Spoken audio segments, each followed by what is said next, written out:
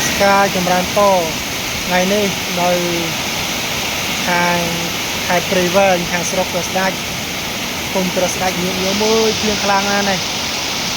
លិចឲ្យភ្លៀងខ្លាំងមែនតើមើលក្រោយខ្លាំងមែនតើឮសំឡេងយកមើលសំឡេងទឹកភ្លៀងនេះ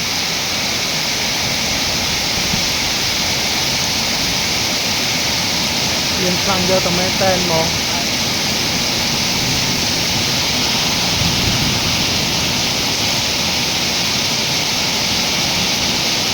យ៉ារជុំញញោម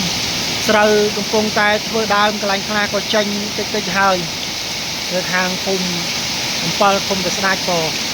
បានធ្វើស្រូវមុនគេឥឡូវស្រូវចាប់ផ្ដើមធ្វើដើមឥឡូវបានភ្លៀងមកទៅកាន់តែល្អលិចហ្មងមើលទឹកលិចមក